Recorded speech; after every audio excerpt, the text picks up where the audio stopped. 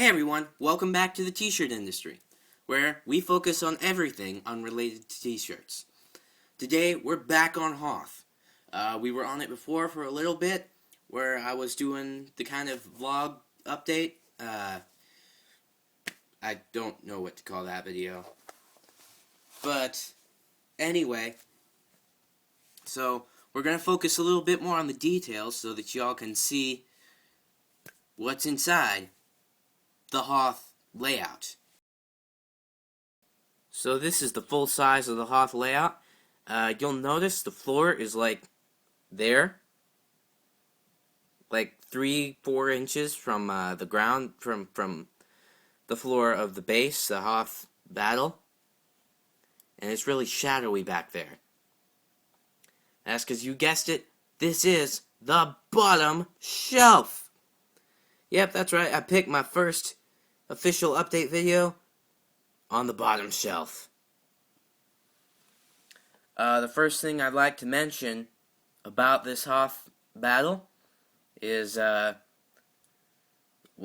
ground. The ground is all paper. I'm going to say that now. The ground will be, hopefully, all Lego within the next 10 years. With that being said, let's stop talking about the ugly floor and commence the tour.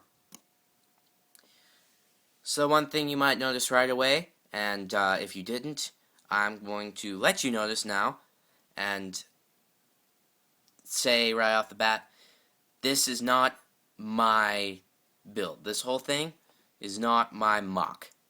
From here, this gate thing, to there, and there, and there.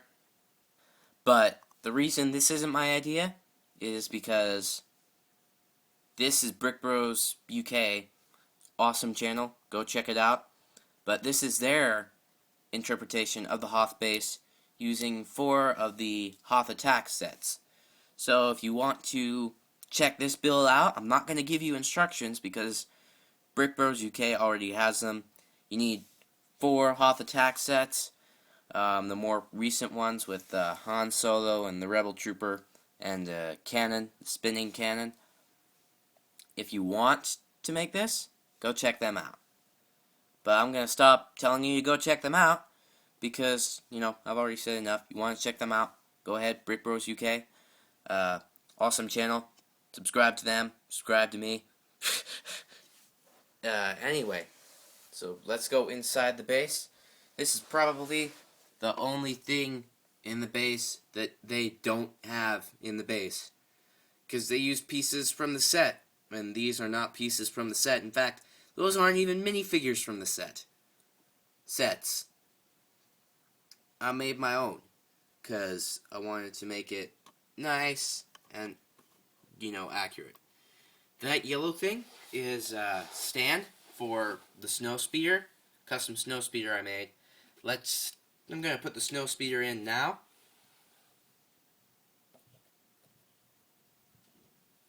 There, so it just kind of stands in there, floats above the ground, nice enough to where, you know, it looks like it's up high enough that you need a ladder, which is, you know, sort of the point of that stand, so that you can still have the coolness of them climbing up the ladder and getting in there. I don't know if they did that in the movie, because I haven't seen that movie in so long. I should really change that and go watch the movie now, but not going to, because I'm going to stick with this video. But, so, the snow speeder's mine.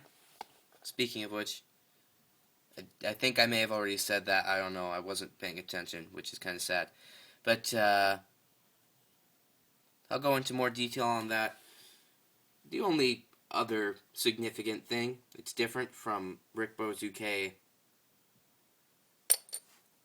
thing is that I used some of the extra pieces to make these little droids. So that one's, I think, a repair droid. And he's working on the Millennium Falcon right now. But again, I'll go into more detail on those later. because I'm going to go back to the main battlefield, where we have another one of my droids, the Shoveler droid. And this isn't actually mine, this is a friend of mine. At my birthday party, I'm like, I got all these extra pieces, what am I going to do? And he goes, do this. So, this is like the Hailfire droid, sorry, and a bunch of snow shovels put together to make this. And that's about it. I just added a bunch of figures that weren't in the original several sets. I think the only other thing that's different is Obi-Wan back here building a snowman. As promised, I am going to go into more detail on the little snow speeder here. This is probably, this and the Millennium Falcon are the highlights of the shelf to me, other than all the figures everywhere. Just because it was a load of fun to make.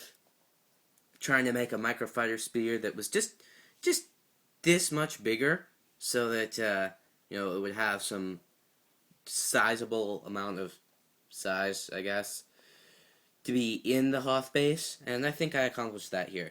I made the nose too fat, but I think just the fact that I, was able to get the angles right, and even have the launcher back here,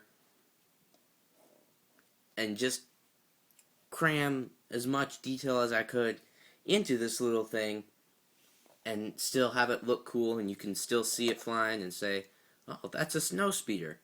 Just makes you think, yeah, it's, good enough for me, at least, which is kind of the goal here, because, I'm going to be the one in this room staring at it all day, hopefully not all day, because, if I've got that much time on my hands and I'm just staring at this little snow speeder, that needs to be changed. But, yeah, that's it for the snow speeder. The only thing I have to say is that, kind of also looks like if you look at it from not just the right angle, but any angle, really, and you think back Clone Wars, you can also use this to make a Republic clone tank. I don't know what those are called, because I didn't actually watch the Clone Wars. I didn't like the prequel trilogy, so I didn't want to watch the Clone Wars, because I prefer the original trilogy. Not hating against the prequel trilogy, because it actually had a pretty good storyline. The Millennium Falcon is the second microfighter style spaceship I made. Obviously, I've only put 2 in there so far. But this one's more my favorite. Just because I love the Millennium Falcon. I love Han Solo. He's my favorite character. So you gotta love his starship. It's just epicness. I think I did pretty well with it here. I think I got most of the proportions right. I say most because, I think this is it's either too big or too small. Somewhere in between too big and too small. I think in between too big and too small is just right. Yeah. That works. But, my only major problems with this that I can't fix just because of the way I designed it. I mean, I could fix, but it would require a lot of reworking things and making things not the way I want them to be. So, it is what it is. But the first major problem is the 2 front flick missiles. They don't work because you got these bricks right here hindering you from getting your fingers down there and firing it. So I don't know exactly what I was thinking putting those in there, Because now I'm not going to get them back out. Unless I just, pop this off and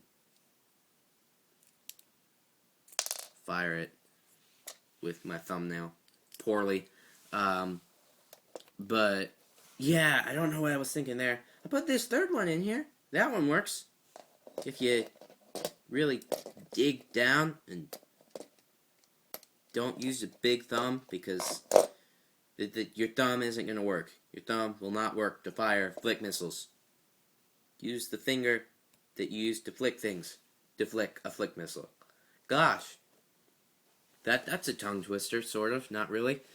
The only other major, huge, horrible issue for me is the cockpit. Not the cockpit here. The cockpit where you sit the figure. Let me demonstrate what I think is wrong. And you may have already figured it out. You probably have, but I'm going to show you anyway. But I'm going to grab a Han Solo figure.